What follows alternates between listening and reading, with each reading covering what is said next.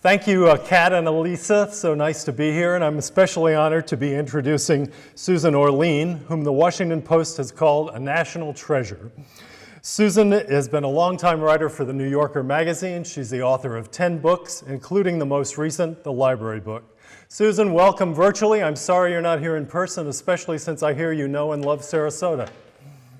I'm very sorry not to be there. I'm really glad that I can join you in some way, but I would have loved a little walk on your gorgeous beach and a chance to enjoy being in Florida. Well, return visit for sure. It's a great community with great libraries. Your book focuses on a devastating 1986 fire at the Los Angeles Central Library, but it's also full of rich detail about the history of libraries, the people who work at libraries, and those of us who love libraries. Tell me, in your research, what maybe surprised you the most about libraries? I think you said you realize they're more important now than ever.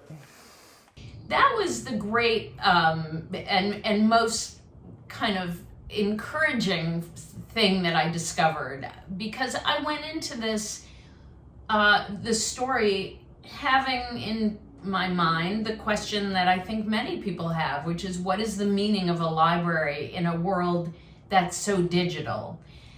It was wonderful to discover that libraries are just as vital and necessary as they've ever been. They've adapted throughout their history. Libraries today don't look anything like libraries did when they first came to this country.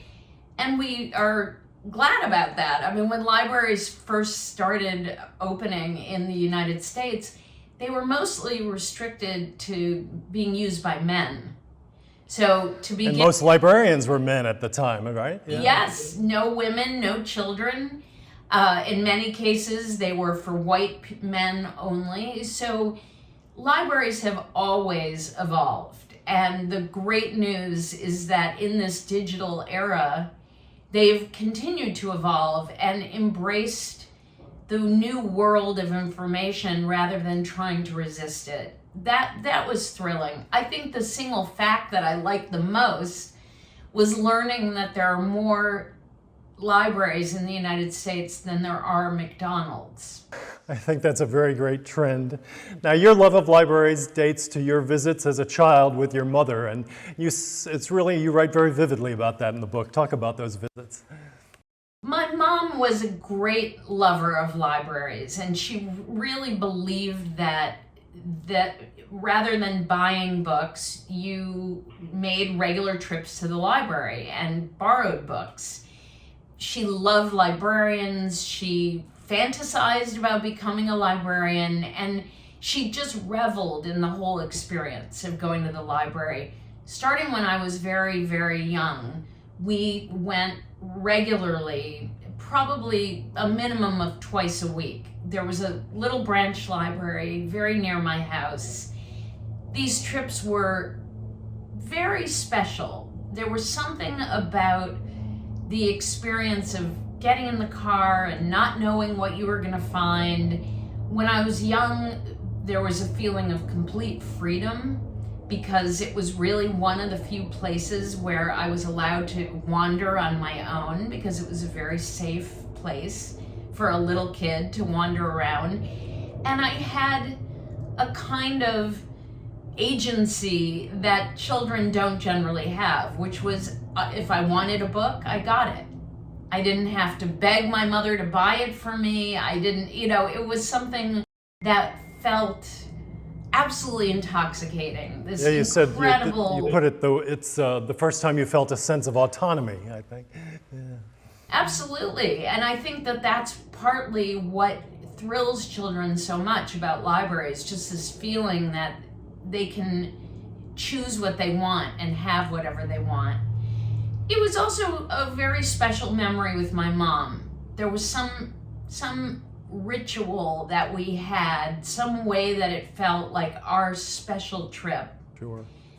But then your love of libraries waned a little bit until you brought your own son, after you moved out to LA, to the library. As I remember, he had to do a project about visiting a government building or a department. Talk about that.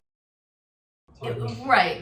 And I think this is typical for a lot of people, that they enter a phase in their life where they want to build their own library and they start buying books, and probably associated with the first time you have your own home.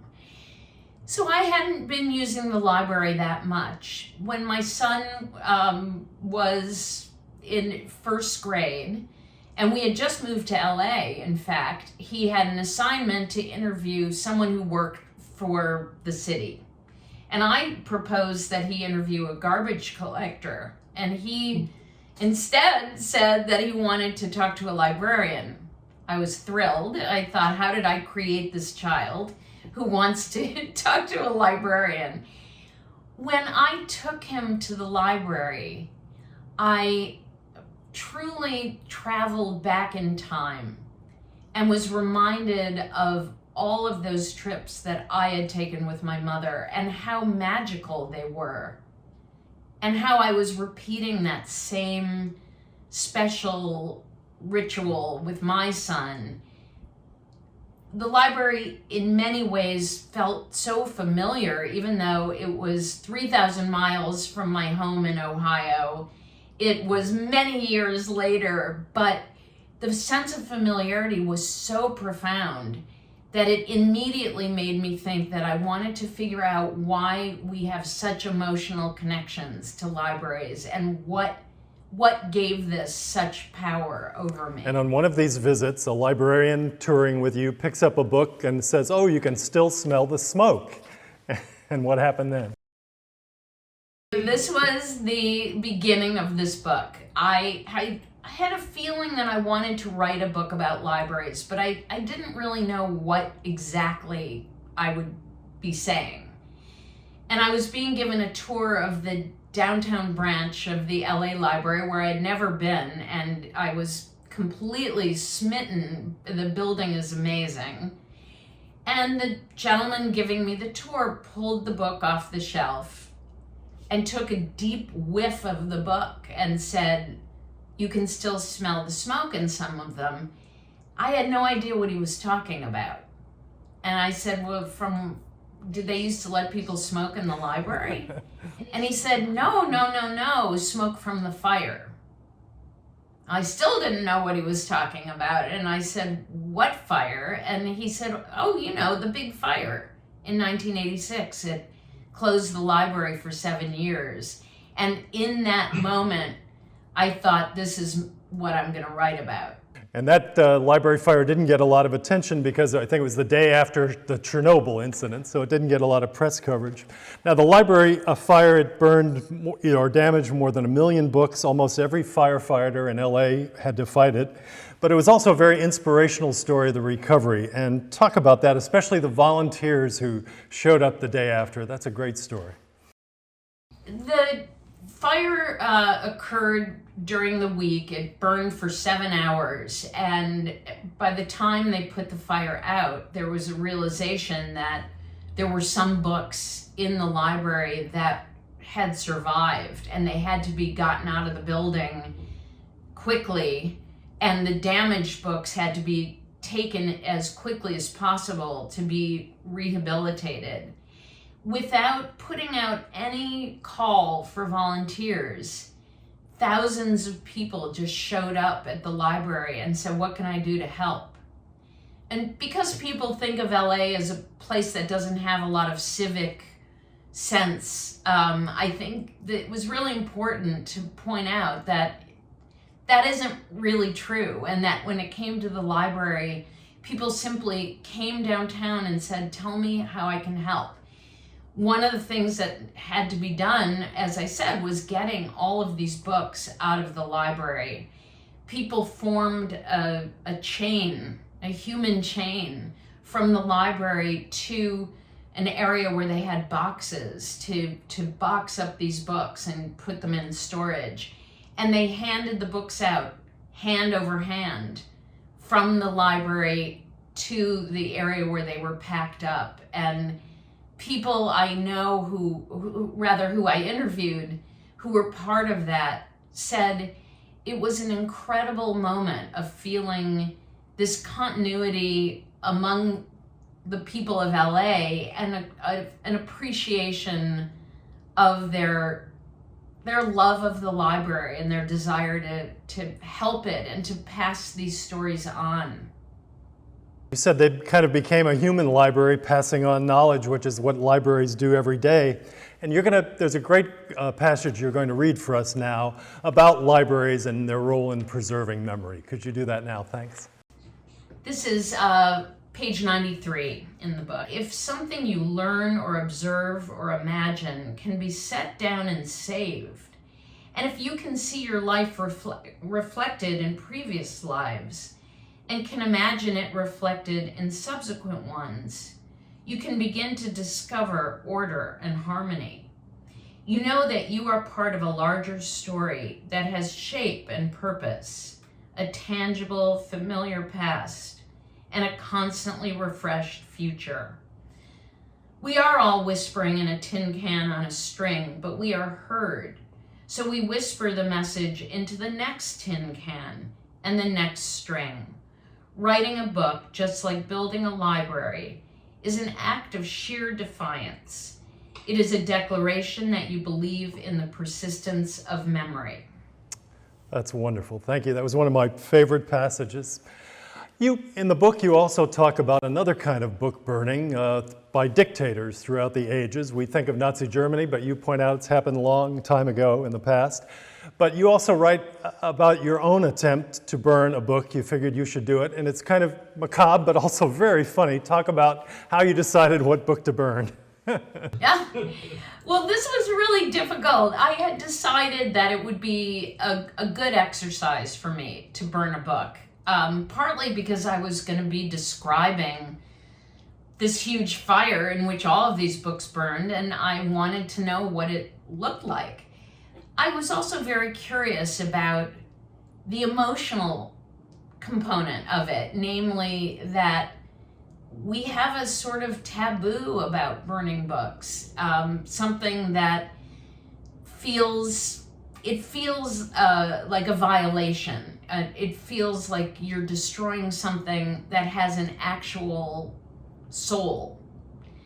Part of me thought, well, isn't that just silly and superstitious? But I also knew that I had a lot of difficulty getting rid of books that I didn't want. I have a lot of books that I will never read, and I just can't throw them out. It's something that feels wrong. So I decided I'm going to burn a book. And first I thought I would burn one of these books that I have that I'm not interested in, but I felt like that just felt wrong to me. I mean, they were already unloved, and it felt really terrible to take one of these unloved books and burn it. So I thought, well, I'll take a book I really love. And then I thought, well, I don't want to burn a book I love. That feels even worse. I thought, well, I have a lot of copies of my own books, so maybe I'll burn one of those. And then I thought, well, I don't want to burn one of my books. That seems terrible. And I said to my husband, you know what, I think this was a bad idea because I can't figure out what to burn. I feel uncomfortable about it. And he said, all right. And a few days later, he came home and he was just grinning from ear to ear. And he said, I found the book for you to burn. And he handed me a copy of Fahrenheit 451. And I thought, that is the book to burn. The ultimate book. A book about book burning. Book burning. What I didn't know at the time was that Ray Bradbury was a passionate advocate for the LA Public Library. So it was this incredible story that I didn't even know of his connection to the very library that I was writing about. In fact, though his books in the library burned in the fire, the great postscript is they had an essay contest for kids when they were rebuilding the library. And who was one of the judges? Ray Bradbury. Just great. You talk with obvious affection about librarians and the people who work in libraries. Talk about, they are really the great public servants, and they've become almost frontline workers in this pandemic age. Talk about what impressed you most about them. You know, I think that I've always thought librarians were wise and special. They're there's something about them that always seem very, very, very distinct and unique to me. What I really came to appreciate is that the people who are drawn to this profession really feel that it's a mission, that it's public service, very much a public service. Nobody does it to get rich, that's for sure. They do it because they believe in the idea of sharing information, protecting people's right to acquire the knowledge they need.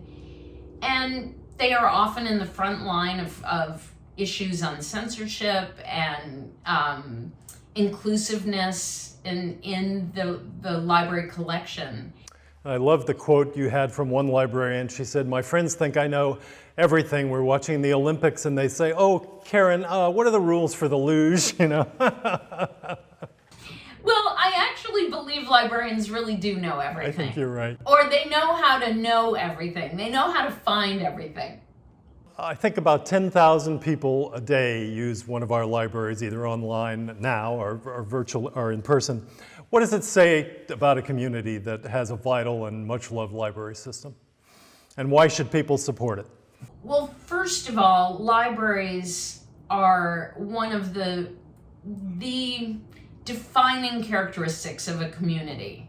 When you think about it, a town feels like it really exists as a town when it has a library and a cemetery. Those seem to be the things that define it as a place that people have connected to and feel committed to. Even if you don't use the library as a public service, it transcends even the school system because it's open to everyone of every age. And in fact, it has become sort of the clearinghouse for all civic information. It's the place that people, in fact, that's one of the great ironies about the pandemic. Ordinarily, in some kind of crisis, the library becomes the place that people go to get information, to get Wi-Fi, if there's a problem with connectivity. I think it's a very unusual thing to have libraries as impacted as the rest of the community, but their existence is really crucial. It's important for everyone. I'm amazed how our libraries have adapted and pivoted, and they're even providing service now in these difficult times. You said that right before you learned about the library fire, you had decided you were finished writing books because, quote, working on them felt like a slow-motion wrestling match. Did this experience energize you again? Are you ready to get back in the ring? Are you working on something else? You know, it did actually energize me, even though I thought I'll do one more book and that's it.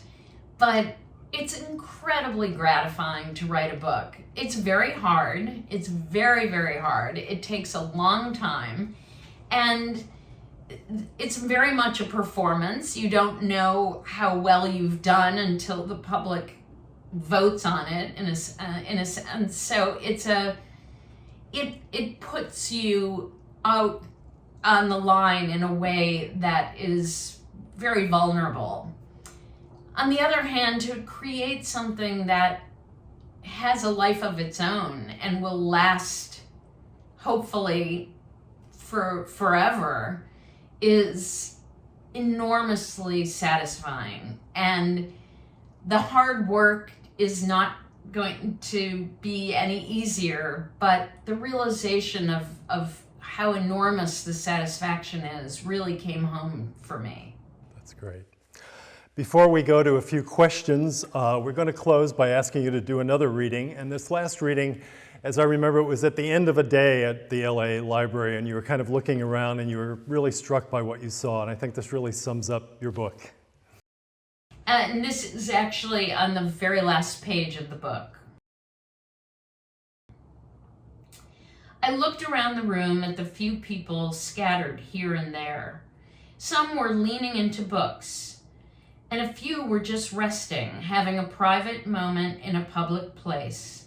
And I felt buoyed by being here. This is why I wanted to write this book, to tell about a place I love that doesn't belong to me, but feels like it is mine, and how that feels marvelous and exceptional. All the things that are wrong in the world seem conquered by a library's simple, unspoken promise. Here I am. Please tell me your story. Here is my story. Please listen. Thank you so much. We have a few questions that some of our sponsors sent in ahead of time, but before I have one more that I wanted to ask. Your nonfiction book, The Orchid Thief, was turned into an Oscar-nominated film adaptation.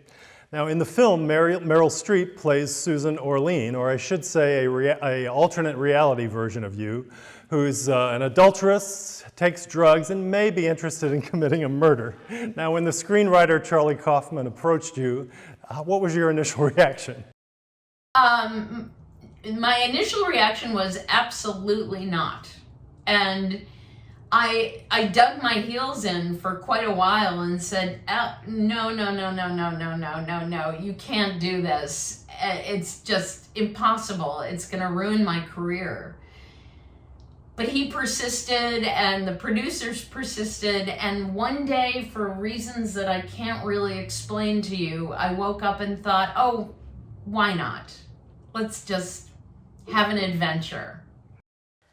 Did that cause any awkward moments at a high school reunion? Somebody come up to you, Susan, what was jail like, or something? I don't know.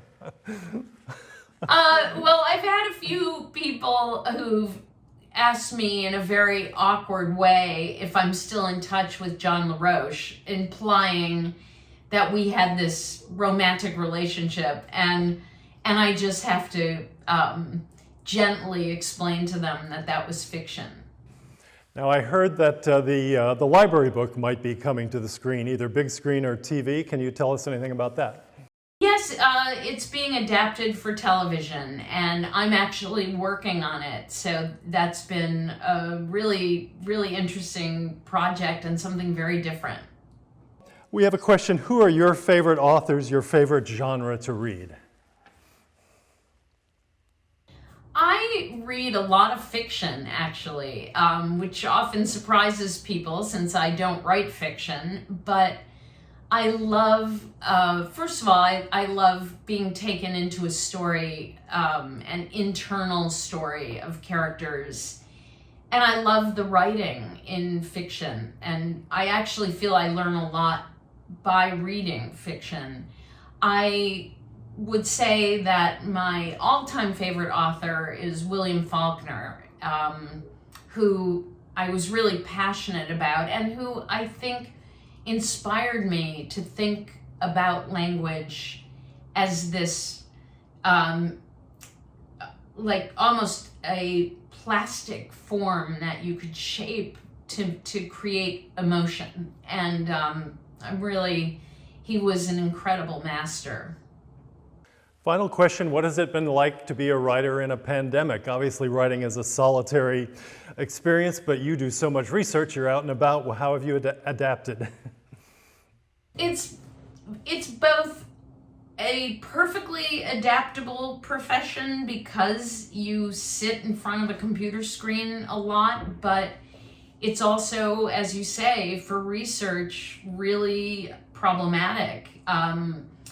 I've never not gone out into the field doing research. I feel like it's really important to see things and touch things and hear things directly from people. So there are a lot of stories that I've just decided to put on hold because I don't want to do them as just something that I'm reporting from my computer. On the other hand, we're very lucky. Writers are very lucky because people are reading more than ever. Well, even though you've been generous with your time, I feel we've only scratched the surface on this book. It's also about the history of Los Angeles. It's about architecture. It's about some very interesting and eccentric characters in the history of the library system. Thank you so much for sharing this with us, and we really appreciate you being here. Now back to you, Elisa and Kat.